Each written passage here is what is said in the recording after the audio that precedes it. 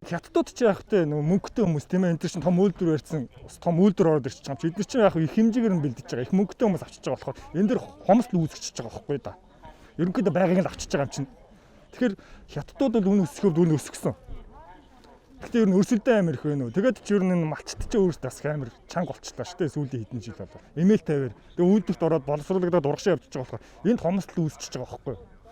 Энийгээ дагаад тэгээд хөдөөний малчт чинь хүртэл ингээд хан шиг өөртөө амир өндөр өсгөж шүү дээ. Тэр үйлдвэр дээр нь үнэтэй өгчөж байгаа болохоор энд одоо худалдаа эрхэлж байгаа хүмүүст үнэтэй өгж шүү дээ. Одоо бид нар жижиг ингээд 8 хийж байгаа хүмүүс за нэг 50 100 төгрөг тэ хил дээр тэ тийм л зөрүү зарж байгаа хүмүүс байгаа шүү дээ. Заавал ганц 100 төгрөг 200 төгрөг тэ иймэрхүү зөрүү зарж байгаа хүмүүс байгаа аахгүй энэ дээр.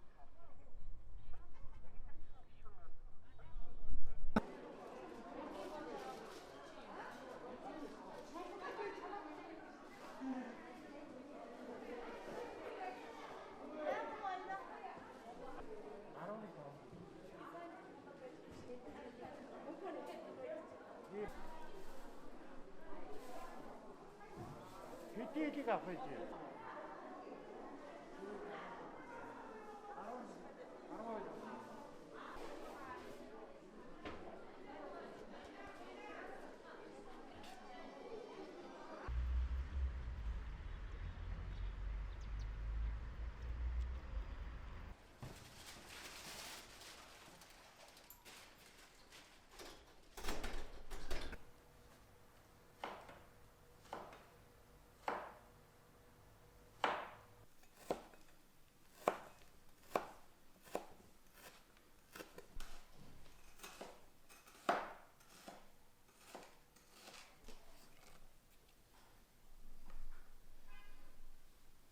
За сүүлийн жилүүдэд бол махны үн бол маш өндөр боллоо. Энэ бол бидний амьдралд бол маш их хүчтэйгээр мэдрэгдэж байна.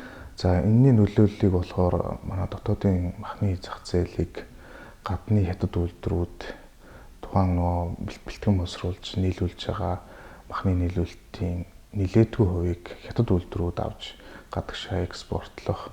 За махыг худалдаж авахдаа малчтын гар дээрээс харьцангуй өндөр үн хэлж үнийн хөөргөдөл үүсгэх ийм байдлууд бол ажиглагдаж байна. Энэ байдал нь бол яг нэг талдаа малчтад бол маш сайн эерэг байдлаар мэдрэгдэж байгаа боловч энгийн одоо мах хэргэлдэг энгийн ард иргэдэд бол их сөрөг дам нөлөө мэдэгдэж байна.